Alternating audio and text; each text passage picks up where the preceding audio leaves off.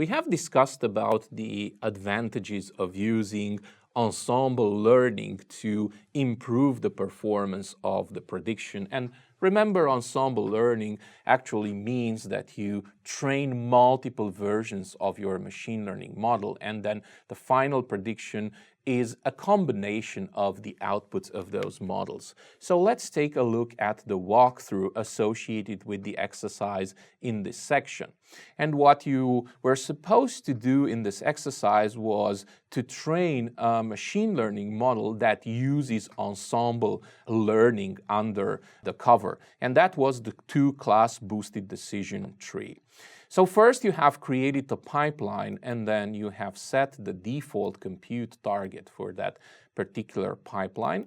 And next you have registered the data set that you were about to use in the process. That data set was the flight delays data set. You have specified the URL for that particular data set that Azure Machine Learning used then to download the data and register the data set.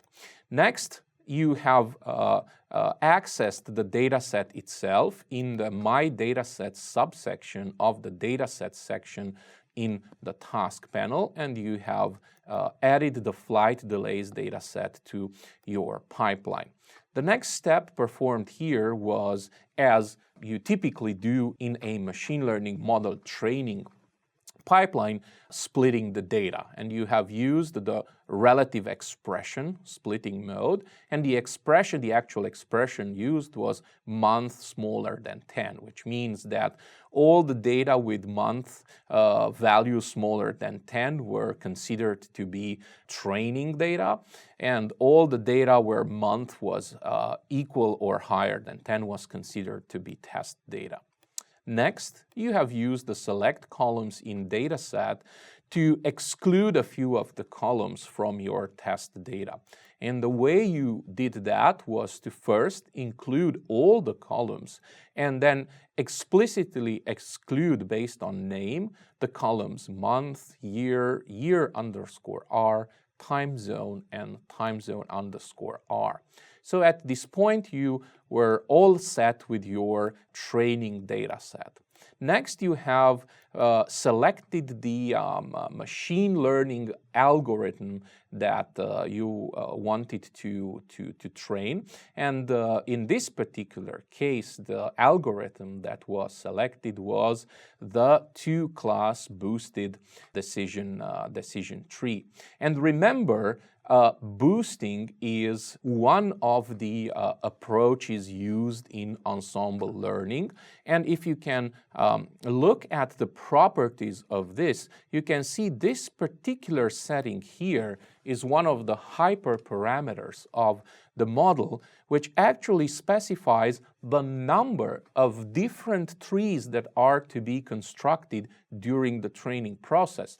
So this is very important in the context of ensemble learning. This particular algorithm, instead of training a single decision tree, actually trains, as you have specified in the setting, 100 different decision trees, and then basically combine the results of their outputs to produce the final output, the final prediction of your trained machine learning model.